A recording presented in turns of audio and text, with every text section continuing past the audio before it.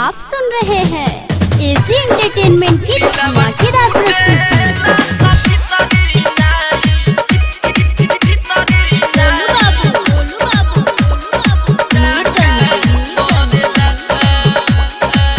दूर बड़ी भोले हमसे नहीं फाका पड़ला,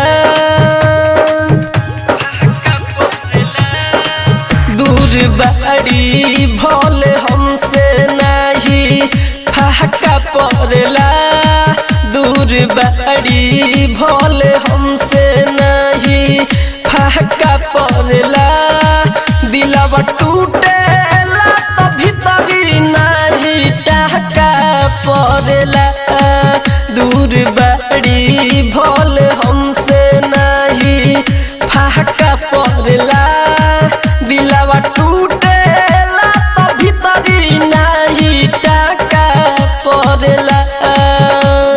एजी रिकॉर्डिंग स्टूडियो। गोलू बाबू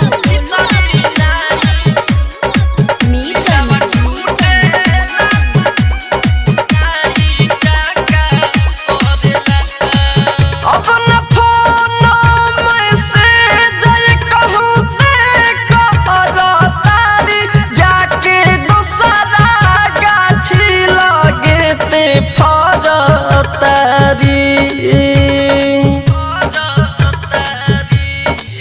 अपना फोन में से जय कहूँ ते करो तारी, जाके दूसरा गाछी लगे ते फर तारी, घुट घुट के मरतानी नहीं थाका पड़ला, घुट घुट के मरतानी नहीं थाका पड़ला, दिलवा टूटेला तो भीतरी नहीं टहका पड़ला, दूर बाड़ी भोले हमसे नहीं फाका पड़ला, दिलवा टूटेला तो भीतरी नहीं टहका पड़ला।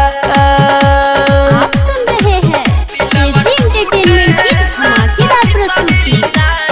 गोलू बाबू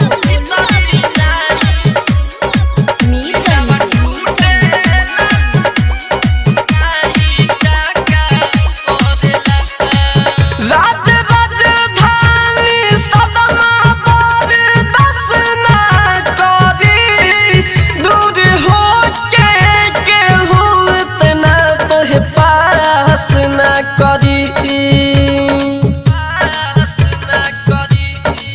राज राजधानी सदमा बरदास ना करी, दूर हो के केहू इतना तोहे पास ना करी, अमित आशिक ना अब तोई लहका पड़ला, दिलवा टूटेला तो भीतरी नहीं टका पड़ला, दूर बाड़ी भोले हमसे नहीं फाका पड़ला, दिलवा टूटेला तो भीतरी नहीं टका पड़ला।